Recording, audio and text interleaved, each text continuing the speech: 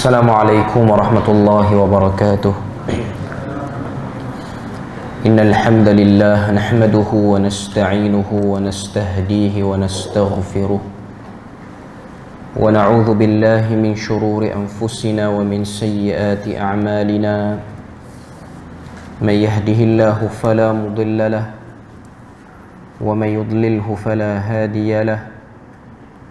أشهد أن لا إله إلا الله وحده لا شريك له وأشهد أن محمدا عبده ورسوله يا أيها الذين آمنوا اتقوا الله وقولوا قولا سديدا يصلح لكم أعمالكم ويغفر لكم ذنوبكم ومن يطع الله ورسوله فقد فاز فوزا عظيما.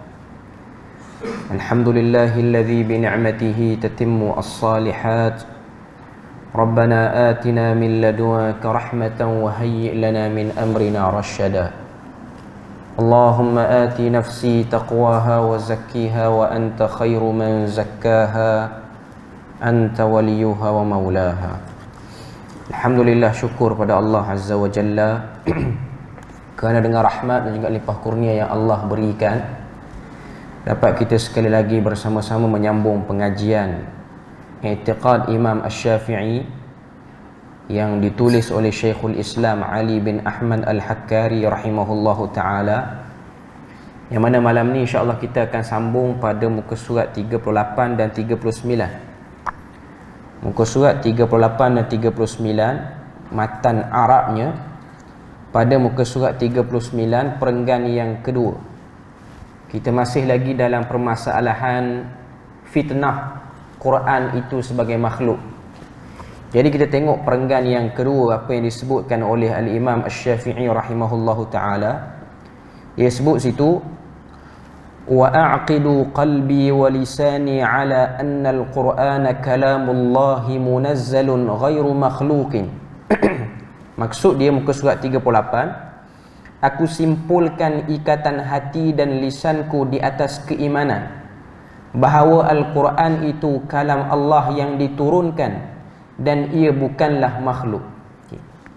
Jadi kalau kita tengok fitnah berkaitan dengan Quran itu makhluk, dakwaan Quran ini makhluk, bibit-bibit awal dia bermula pada zaman Imam Asy-Syafi'i. Kenapa? Ataupun apa kefahaman tersebut? Kefahaman tersebut mengatakan bahawasanya Quran ini makhluk.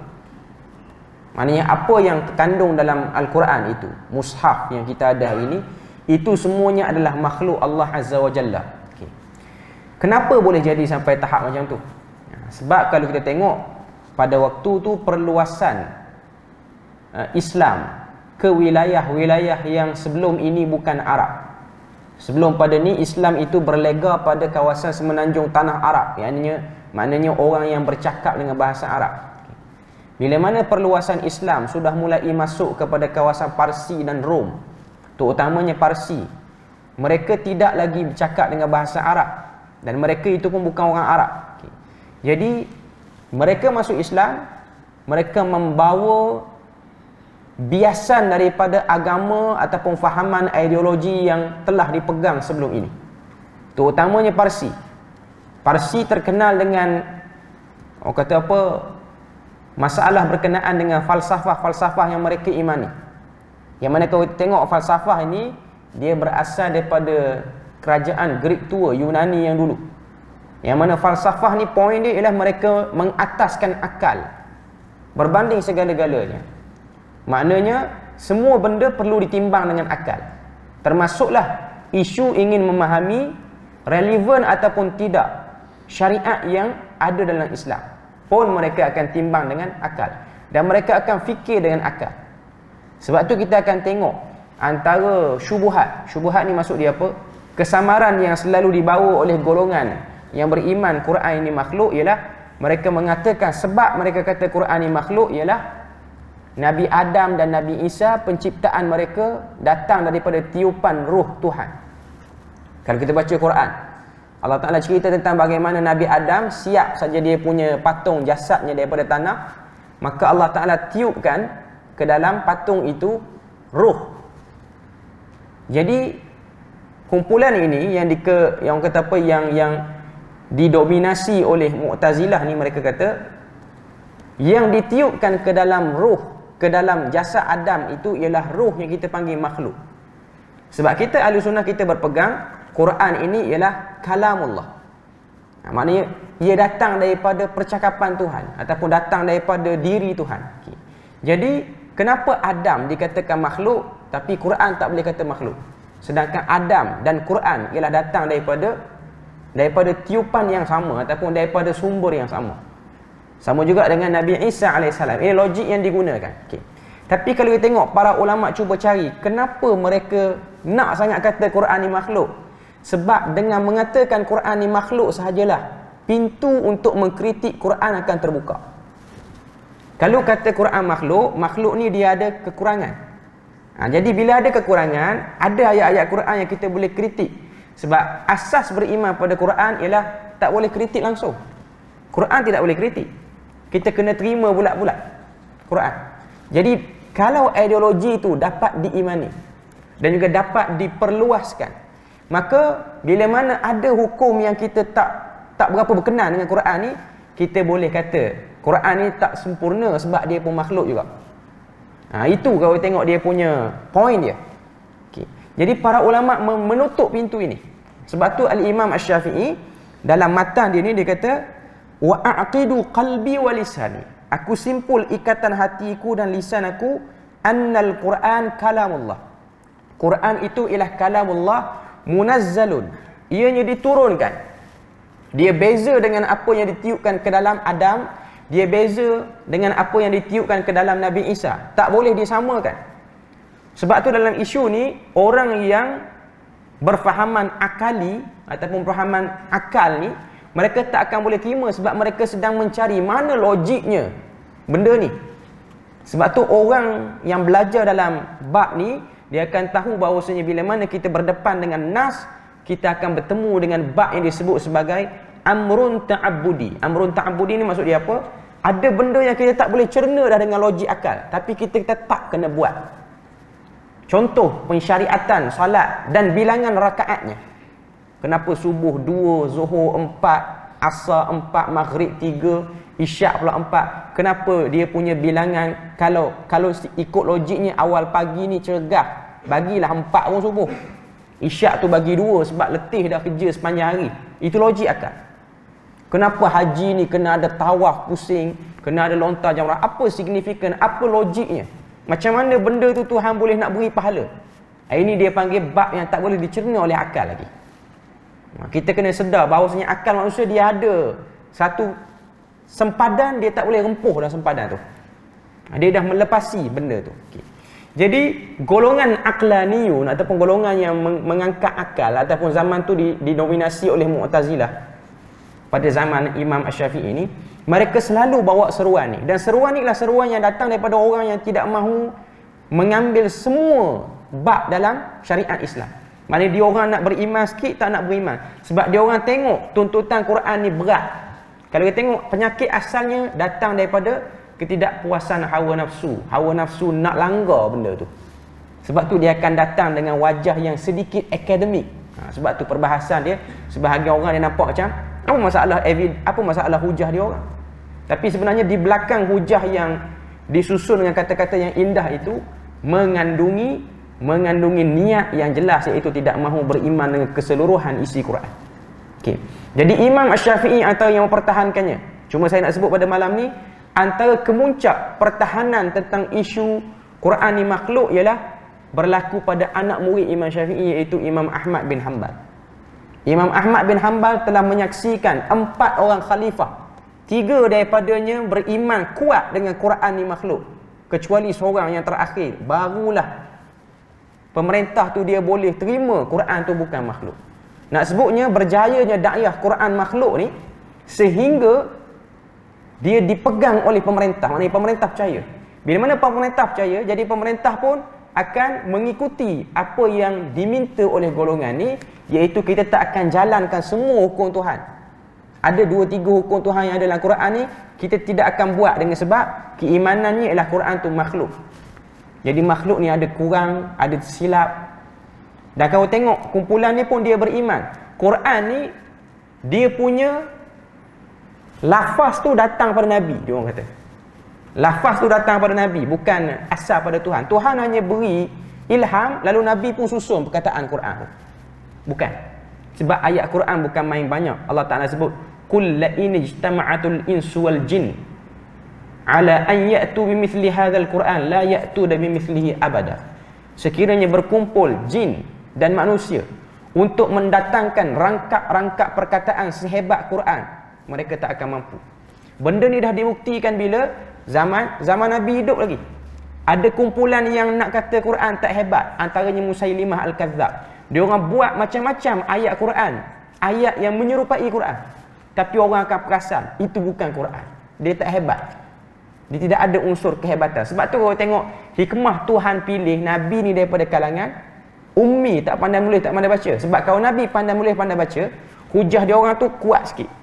Tapi bila mana Nabi dah datang daripada kalangan yang tak pandai menulis, tak pandai baca, tiba-tiba boleh datangkan perkataan yang hebat, maka betul itu kalam Allah. Itu bukan ciptaan Nabi, itu bukan susunan yang dibuat oleh Rasul ataupun ilham lalu Nabi yang pilih perkataan. Okay. Cuma saya nak sebut kemuncaknya berlaku pada zaman Imam Ahmad bin Hanbal. Imam Ahmad bin Hanbal kalau kita tengok, bila dia ni berhadapan dengan kes ni dengan sangat serius ataupun teruk, iaitu ketika mana pada zaman pemerintahan Khalifah Al-Ma'mun. Khalifah Al-Ma'mun pada waktu tu terkesan teruk dengan fahaman Mu'tazilah Quran makhluk ni. Akhirnya apa yang dia buat? Dia guna kuasa khalifah dia tangkap semua ulama-ulama yang tak bersetuju dengan Quran ni makhluk, lalu dirantai, diikat. Sehinggalah ulama tersebut mengakui Quran tu makhluk, barulah dilepaskan. Maknanya kita boleh tengok dahsyatnya ideologi yang tak betul ni, sehingga menyebabkan pemimpin dia terlupa benda yang lebih utama, sehingga dia pergi sibuk pada benda ni.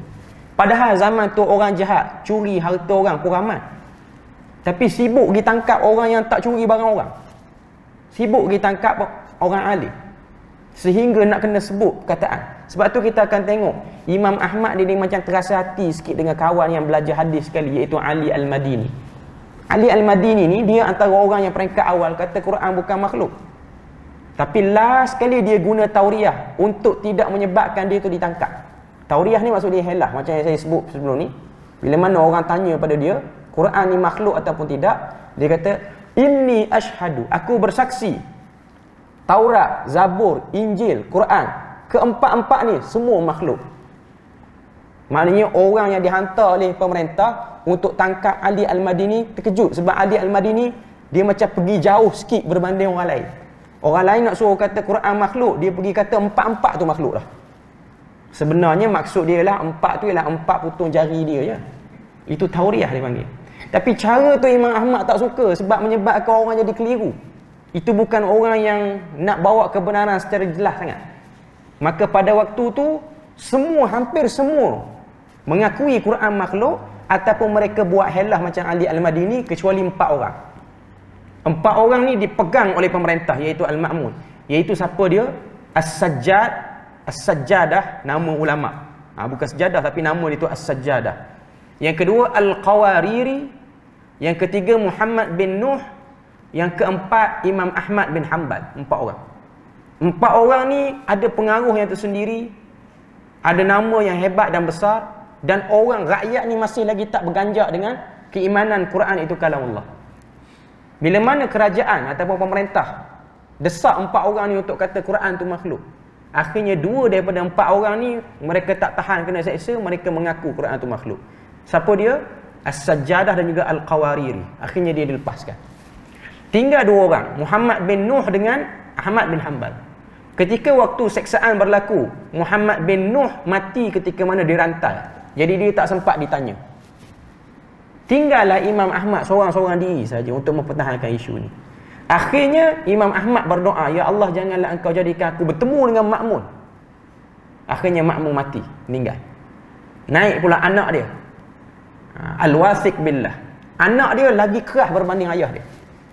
Kalau ayah dia hanya penjara, anak dia penjara sekali dengan pukul. Sampai riwayat mengatakan bahu Imam Ahmad ni rosak, terkalih daripada tempat asal, sehingga kita tengok di akhir hayat Imam Ahmad ni dia kena angkat tangan belah kiri dia dengan sebab totally lost bahu ni. Al-Wasik kata, Ahmad kamu kena mengaku. Kalau kamu tak mengaku, aku akan pukul kamu. Maka orang-orang lain yang kena penjara sekali dengan Imam Ahmad, bukan kes Quran makhluk, mungkin kes curi barang orang ke, kes bunuh orang ke, mereka ni kesian tengok Imam Ahmad ditahan kerana isu tu. Tak ada orang mati pun. Imam Ahmad tak pukul orang, tak sakiti orang pun.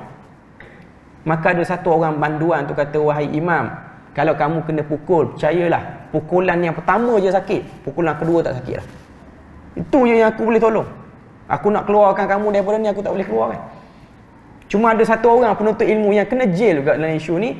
Dia kata, wahai Imam, kalau kamu kata Quran makhluk macam Ali Al-Madini pun okey. Aku kesian tengok kamu sebab dia dah tua budak tu.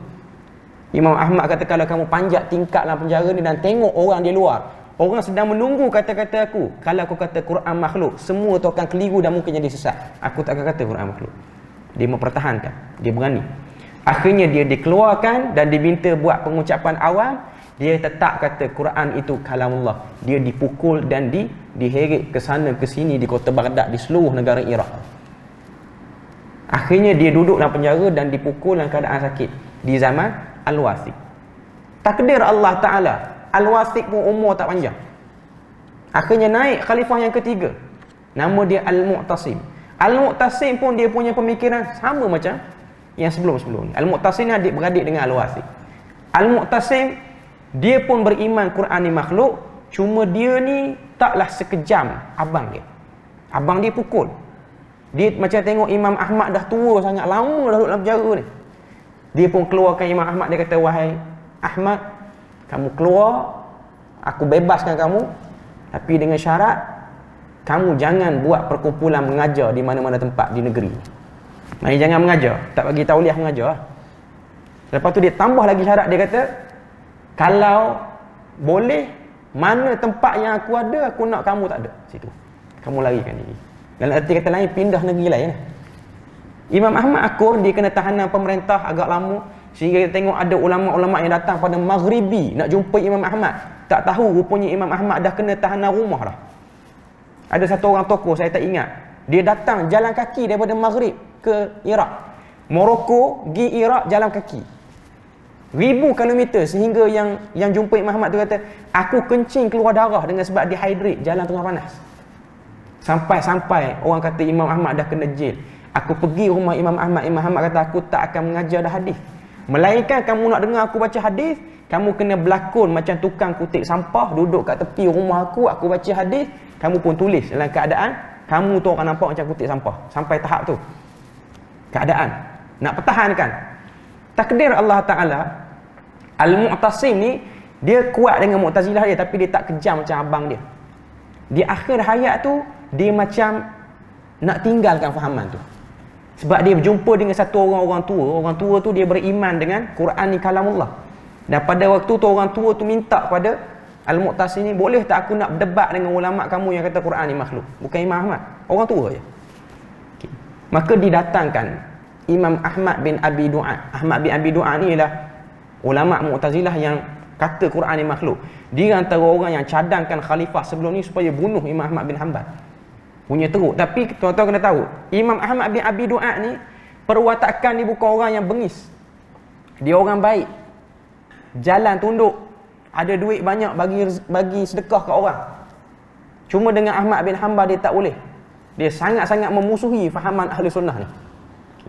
Cuma dia tu perwatakan dia baik. Okay. Dia mati awal lagi berbanding Imam Ahmad bin Hanbal. Dia mati 240, Ahmad bin Hanbal mati 241. Okay. Jadi orang tua ni minta berdebat dengan Ahmad bin Abi Du'ad, ulama pemerintah daripada kalangan Mu'tazilah yang berfahaman dengan Quran ni makhluk. Okay. Akhirnya Al-Mu'tasim pun dengar dia punya dua orang ni berdebat.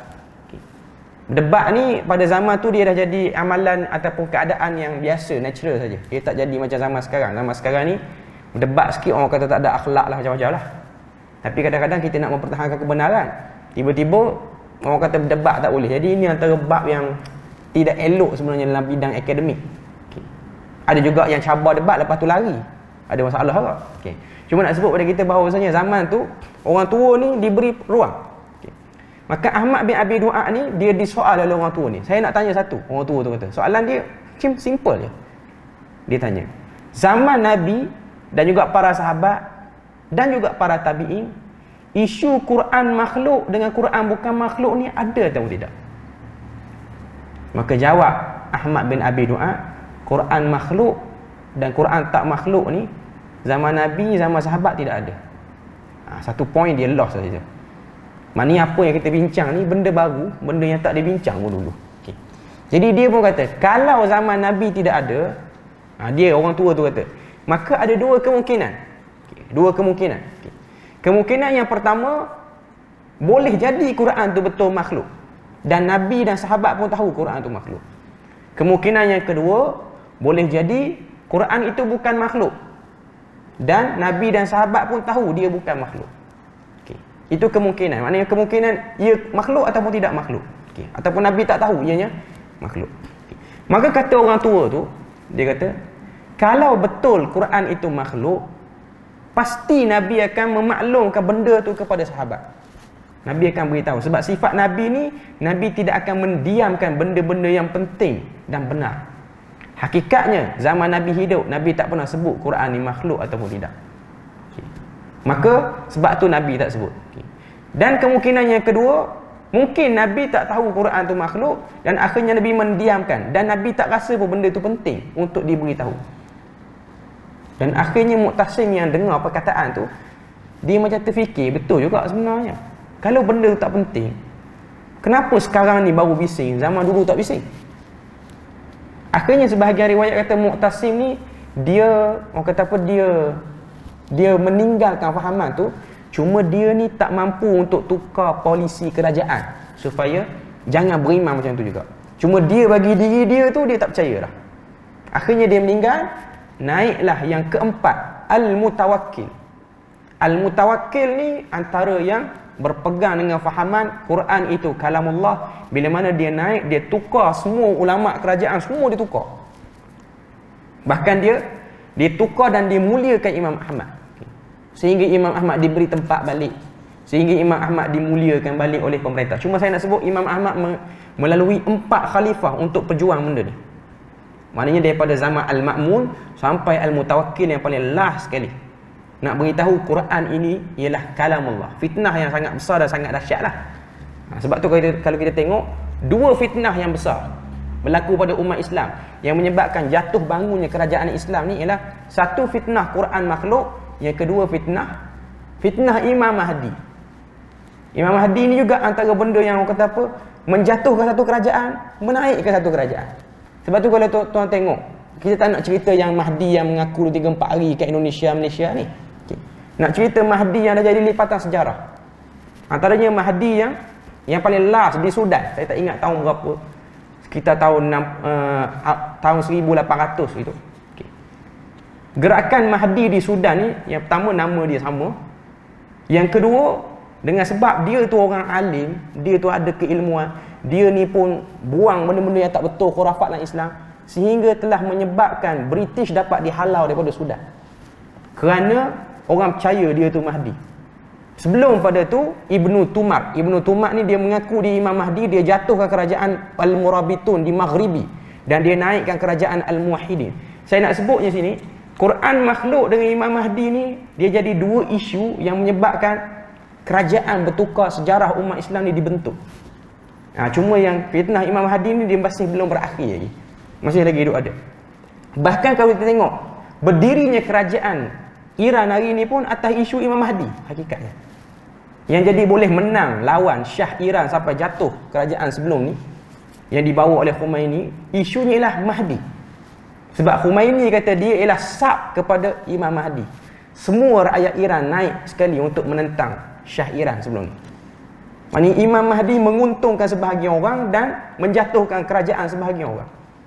Sama juga dengan isu Quran makhluk. Jadi Al-Mutawakkil naik, Al-Mutawakkil memuliakan Imam Ahmad bin Hanbal, dan akhirnya Imam Ahmad bin Hanbal wafat di zaman Al-Mutawakkil ni dalam keadaan dimuliakan. Sebab tu dalam riwayat sebut Imam Ahmad bin Hanbal wafat pada sekitar bulan Rejab tahun 241 Hijrah. Pada waktu tu dia dimuliakan oleh Allah Azza wa Jalla, walaupun dulu dia dihina di kota yang sama. Dalam riwayat Az-Zahabi sebut Siyar A'lam An-Nubala, anggaran yang dia kata, maklumat yang dia dapat, sanad yang dia dapat, Hari kewafatan Imam Ahmad bin Hanbal ni seluruh bandar Baghdad ni sunyi. Macam menangisi atas kematian Ahmad bin Hanbal. Kedai-kedai Yahudi dan Kristian pun ditutup. Dan pada hari itu, orang yang berhimpun untuk salatkan jenazah Imam Ahmad bin Hanbal, lelaki sahaja hampir 1 juta dan perempuan 600,000 orang. 1.6 juta. Jadi orang kata apa, yang salatkan jenazah Imam Ahmad bin Hanbal. Allah Ta'ala muliakan Imam Ahmad bin Hanbal. Cuma saya nak sebut, fitnah Quran makhluk ni zaman kita alhamdulillah dah berakhir. Tidak ada lagi sebab kesan falsafah tu sudah mulai diangkat. Cuma nak sebut pada kita bahawasanya ia ialah bab yang selalu ditekan dalam kitab-kitab akidah yang awal, macam yang kita baca ni. Kemudian dia sebut sini, wal kalama fil lafzi wal waqfi bid'atun. Maksud dia apa? Bercakap tentang lafaz Al-Quran ataupun bertawakuf padanya adalah bid'ah. Ini yang disebutkan, yang ditekankan oleh Imam Asy-Syafi'i. Maknanya orang yang kata kalamullah ni, kalam kita tu makhluk bila mana kita baca Quran, adapun Quran itu bukan makhluk. Cakap lagu ni boleh keliru dah orang zaman tu.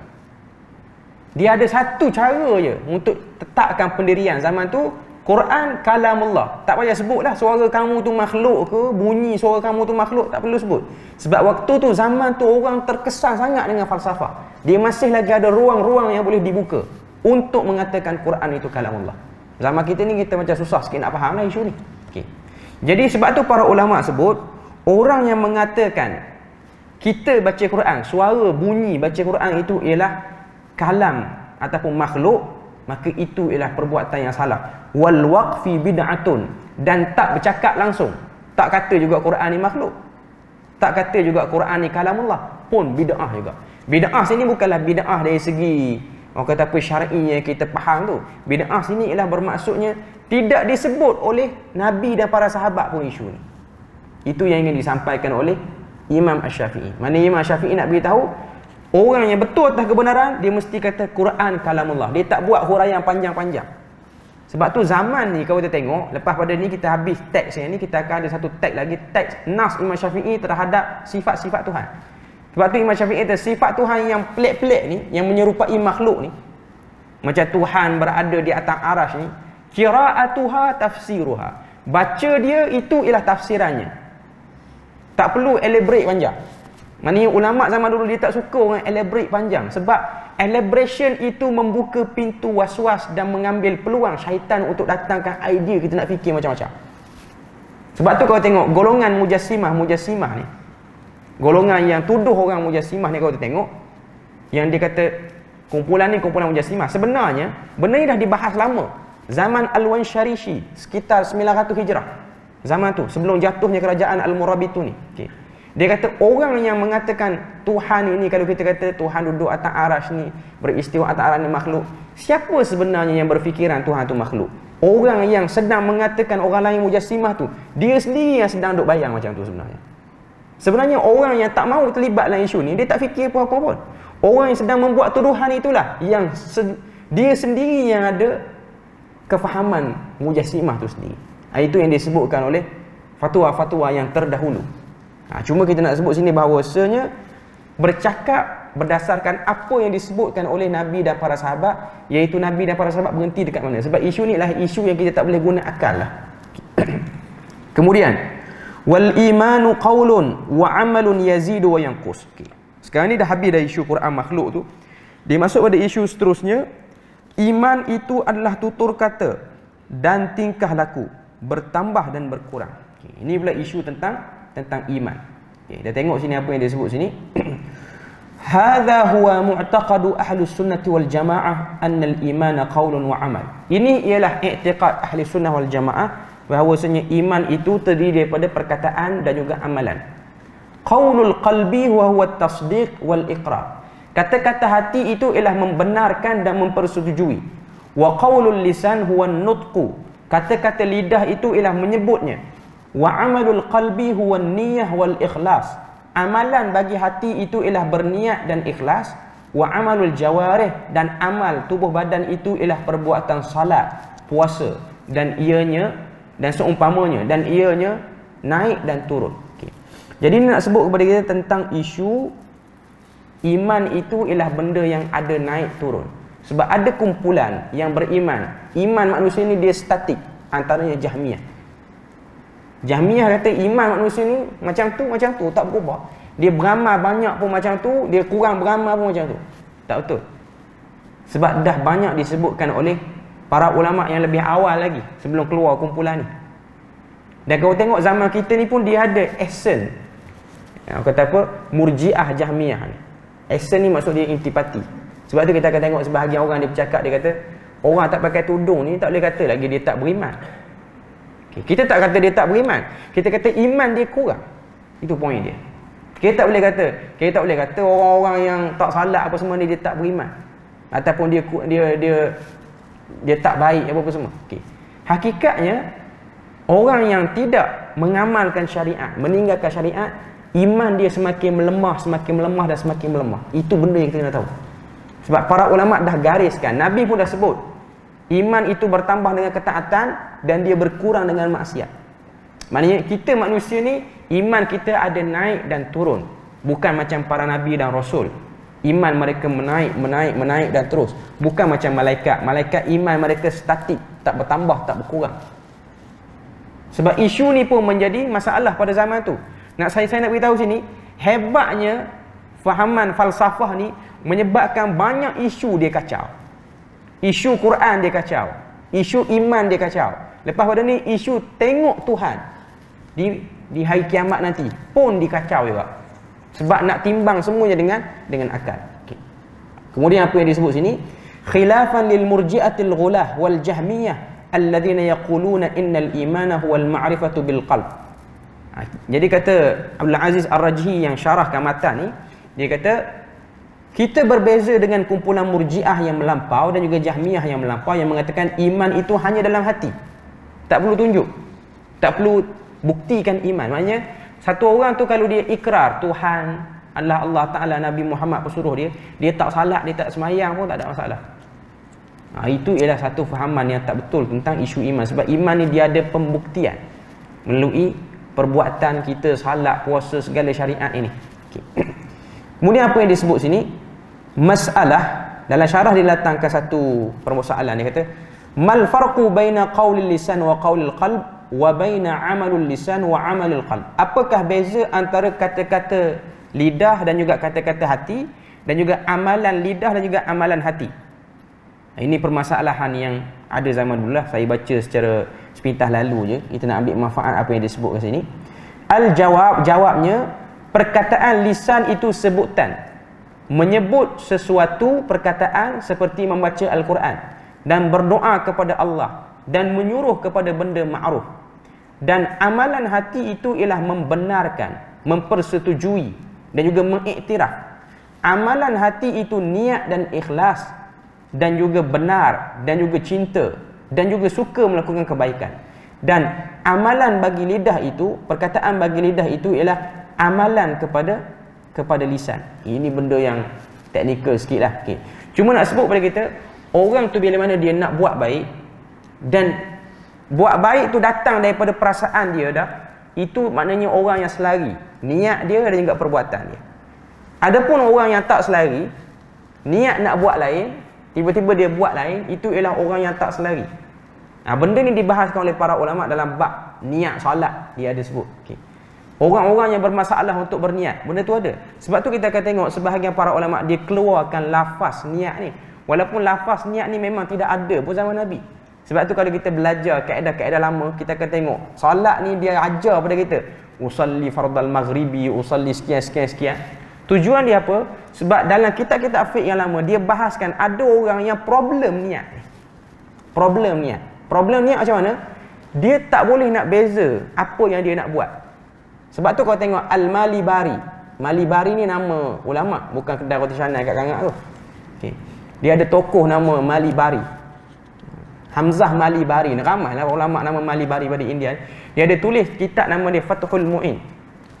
Dia kata orang yang kena belajar lafaz niat ni, usalli sekian-sekian, ialah orang yang ada masalah bercelaru dia saat dia akad takbir. Dia akad takbir dia tak boleh nak beza. Dia solat ke? Dia nak korban binatang ke? Yang ni dia kena belajar lafaz niat. Ada pun orang yang sehat hatinya dan boleh tahu, maka orang ni tidak diberatkan untuk bahas lagi bab ni. Jadi itu benda yang kita kena tahu. Sebab sebahagian kita ni, antara masalah lah yang saya tengok, ada sebahagian orang dia over pada bab ni. Sebab tu ada sebahagian orang yang bila mana dia musafir, dia tak reti, dia buat alasan tak reti nak salat jamak kasar sebab tak reti nak baca niat. Tak perlu pun. Dia tidak rumit pun sebenarnya. Akhirnya dia ambil cara macam mana? Dia tak salat terus sebab alasan tak reti niat. Itu teruk lah. Tanya sebab apa tak jamak kasar? Tak reti nak niat. Nak gabung macam mana tak reti. Dia niat bukan anda sedang mengarang ayat waktu akad takbir tu. Itu bukan niat. Itu hanyalah bab laluan saja. Okay. Tapi niat ini ialah satu orang yang dia angkat takbir tu, dia tahu dia nak buat apa. Dan sebenarnya kita ni, sebelum kita angkat takbir pun, kita dah tahu kita nak buat apa. Kita datang masjid memang orang dah tahu dah dia nak semayang. Bukan dia mari nak tengok langsir masjid ni tak basuh, saya ada niat nak basuh, tak nak semayang pun, tak ada. Dia memang nak semayang dah. Ataupun macam kita pergi tempat-tempat lain. Sebab tu ini juga antara benda yang disebutkan oleh Ibn Jauzi, bab talbis iblis. Sampai dekat bab ibadah manusia jadi keliru, tapi dalam urusan lain dia okey. Sebab tu kita tengok orang bila mana dia pergi buat benda lain yang bukan ibadah, dia tak ada isu was-was. Orang yang was-was pun dia pergi buat benda lain, dia tak was-was dah. Sebab tu tuan-tuan tengok orang yang ada penyakit was-was, nak salat ke nak ambil air sembahyang, waktu makan dia tak was-was. Dia tak ambil letak dah, dia masuk semua dalam mulut dia. Dia tak ada ayam ke daging aku makan ni. Tak ada. Dia makan je lah. Nasi ni basmati ke nasi biasa, tak ada. Dia tak fikir lah. Maknanya nak beritahu dia, itu masalah yang diberat-beratkan oleh sebahagian orang. Okay. Jadi iman ini ialah lintasan hati, dan buatan kita pun buat melalui apa yang telah terlintas itu. Okay. Kemudian isu yang seterusnya, wa u'minu birru'yati kama jaa fil hadithi an Rasulillah sallallahu alaihi wasallam. Okay. Di isu ketiga yang hangat pada zaman Imam Syafi'i ini, selain pada isu Quran makhluk juga iman, aku beriman Allah boleh dilihat pada hari akhirat. Okay. Wa u'minu birru'yati kama jaa fil hadis, sebagaimana yang disebut dalam hadis daripada Rasulullah sallallahu alaihi wasallam, walamma sami'tu Allah azza wa jalla yaqul. Maksud dia apabila aku mendengar firman Allah, muka surat 38, masih lagi pada perenggan yang sama, kalla innahum an rabbihim yawma idzin lamahjubun, sesungguhnya mereka orang kafir akan terhijab daripada melihat Tuhan mereka. Ini ayat daripada surah Al-Mutaffifin ayat yang ke-15. Dalla ala annahum fi halir ridha ghairu mahjubin yanzuruna ilaihi wa la yudammuna fi ru'yatihi, yakni la yashukkun. Maksud dia apa? Ini menunjukkan mereka orang beriman berada dalam keredaan Allah tanpa terhijab dan dapat melihat Allah tanpa saling berebut atau tanpa dizalimi, yakni tanpa sebarang syak. Isu melihat Allah di hari kiamat. Okay. Ada kumpulan yang mengatakan Allah Ta'ala tak boleh dilihat pada hari kiamat. Ayat ini ialah ayat mutasyabihat yang ditakwil sebagai kegembiraan. Melihat Allah pada hari kiamat itu ialah melihat azab dan nikmatnya. Antara kumpulan yang berfahaman gini, sorry to say lah, walaupun ada orang yang mungkin rasa betul ke, Asy'ariyah yang berpegang dengan pandangan seperti ini. Maknanya mereka masih lagi berpegang bahawasanya melihat Allah Ta'ala itu tidak valid. Sebab apa? Apa hujah kumpulan ni? Dia kata sebab kalau kita boleh melihat Allah, maknanya Allah itu berada pada satu arah tertentu. Dan Allah Ta'ala ni dia bukan macam makhluk, dia kena ada arah. Macam saya, tuan-tuan tengok saya duduk arah depan. Semua tengok daripada arah depan. Dia kata Allah Ta'ala mustahil orang tengok melalui benda tu. Tuhan tu ada arah, dia kena duduk depan, kena duduk belakang. Itu evidence dia orang. Okay. Ini bab yang kita tak boleh nak fikir, sebab sistem akhirat dan dunia dah lain dah. Bukan saja sistem akhirat dunia. Dunia dengan alam barzakh dah lain. Sebab tu Nabi kata, kubur itu akan menjadi taman pada taman syurga, lubang pada lubang neraka. Kalau kita fikir logik akal, 7 kaki macam ni nak jadi taman macam mana? Itu logik akal. Okay. Tapi ia ialah bab urusan dunia lain yang luar daripada sistem. Sebab tu orang selalu, golongan-golongan ni masih lagi wujud. Sebab tu ada orang, saya pernah jumpa orang belajar agama sampai peringkat PhD. Dia tak percaya dengan hadis Allah Ta'ala turun ke langit dunia pada 1/3 malam. Tak percaya. Dia tak percaya hadis kelebihan Lailatul Qadar ni. Tak percaya tak. Dia kata sebab apa? Sebab tak logik. Tengok, dia dah ada kesan akal ya. Dia kata kalau Tuhan turun 1/3 malam di langit dunia, kita pun tahu di dunia ni ada negara yang malam dia awal, malam dia lewat. Macam kita dengan Arab Saudi, kita lagi awal malam berbanding sana. Jadi kalau Tuhan turun sini, Tuhan turun dekat sana, dia dah timbang dengan akal dia dah. Dia dah start timbang dengan akal dia. Kita dengan Indonesia Timur dan Barat, kita mungkin dia orang cepat 2 jam pada kita. Kalau sini pukul 1 pagi, dia orang mungkin dah 3 pagi. Kalau Tuhan turun sana, macam mana Tuhan nak turun sini? Dia dah timbang keupayaan Tuhan macam keupayaan dia dah. Itu poin dia. Dan ini berlaku sebab dia dah timbang dengan akal. Sebab tu saya jumpa dia doktor, pensyarah di universiti pun. Dia kata saya tak beriman Lailatul Qadar ni lebih kepada nak suruh orang buat baik dia kata. Lailatul Qadar ni tidak ada ni 1000 bulan apa semua ni nak beritahu. Bulan tu dah banyak pahala dah. Dia kata kalau Lailatul Qadar berlaku di Malaysia malang dah. Arab Saudi tak malang lagi. Dia fikir macam tu. Sebab dia kata malam macam mana? Sebab malam ni tak sama semua tempat. Ada negara yang malam pendek. Contoh bulan Ramadan nanti. Negara Eropah malam dia pendek. Orang-orang yang pernah duduk Eropah dia tahu. Buka puasa pukul 9 malam. Sahur pukul 3 pagi. Pendek malam. Takat mana nak dan Lailatul Qadar banyak tu? Ada yang fikir lagu tu. Siang lagi panjang. Start puasa pukul 3. Habis pukul 8.30 pukul 9.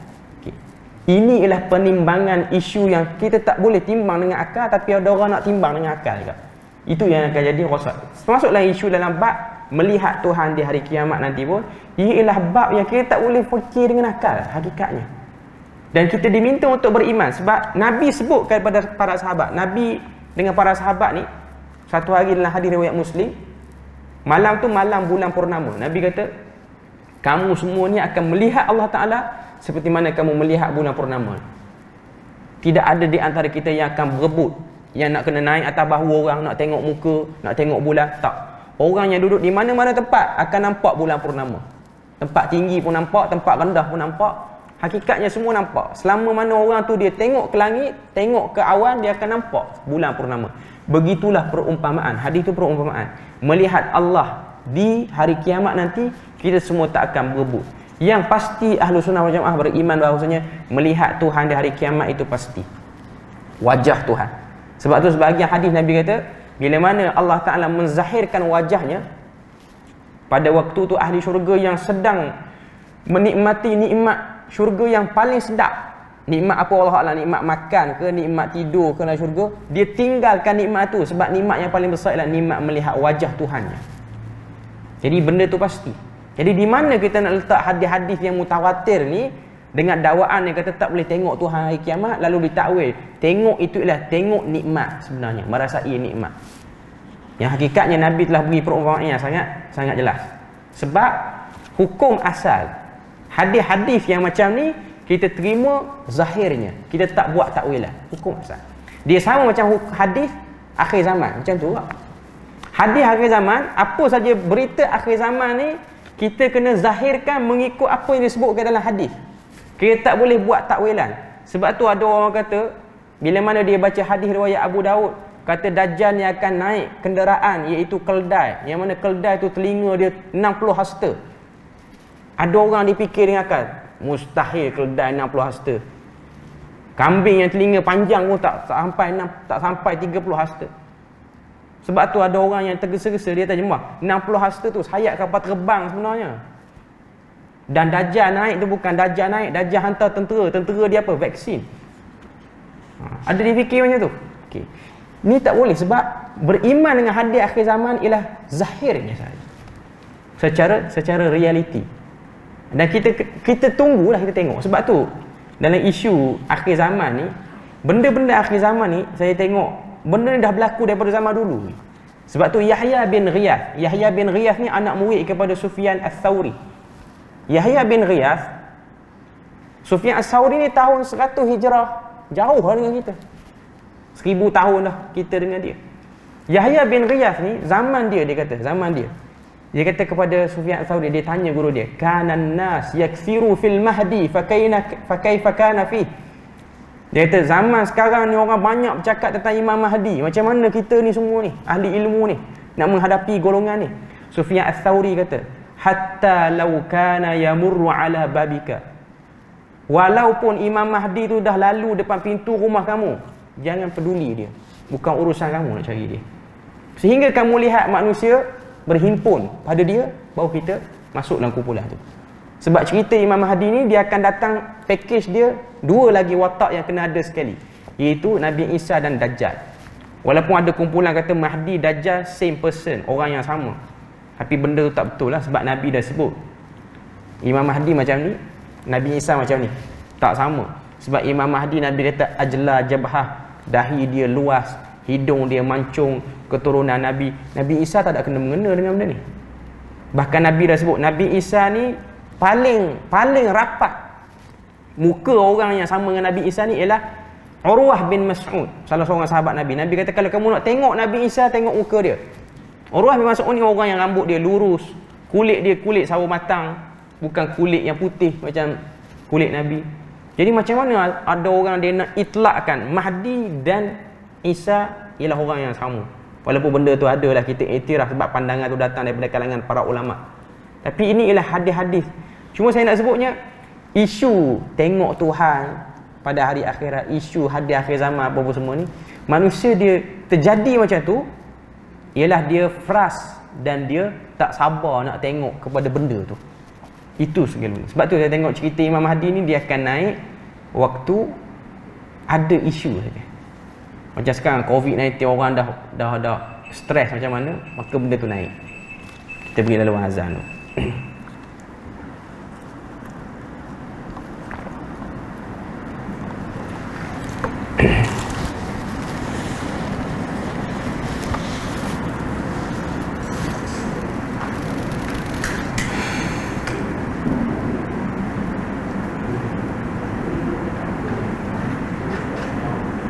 Allahu Akbar, Allahu Akbar, Allahu Akbar, Allahu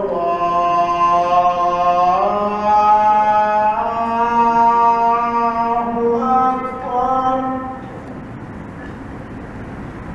Ashhadu an la ilaha illallah. أشهد أن لا إله إلا الله.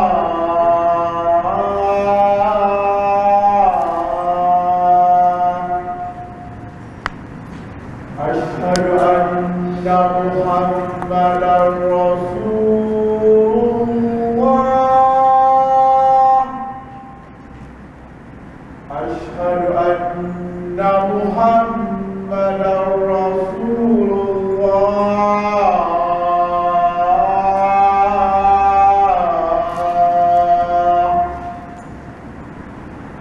حي على الصلاة،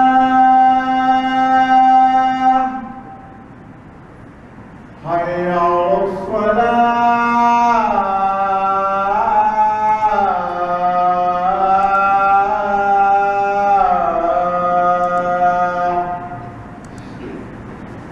حي على الفلاح،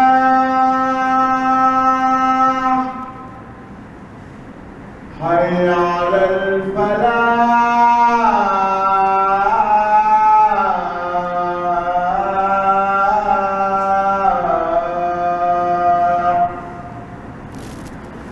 الله أكبر،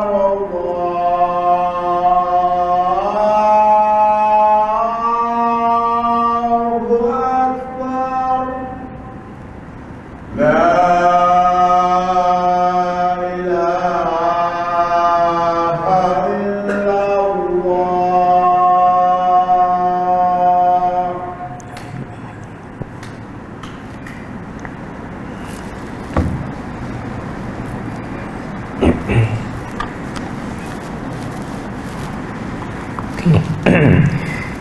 Jadi apa yang disebutkan oleh Al-Imam Asy-Syafi'i sini, dia kata dalla ala annahum, ini menunjukkan mereka orang yang beriman itu berada dalam keredaan Allah tanpa terhijab dan dapat melihat Allah tanpa saling berebut atau tanpa dizalimi, yakni tanpa sebarang syak. Maknanya kelebihan melihat Allah Ta'ala ini hanya kepada orang yang beriman.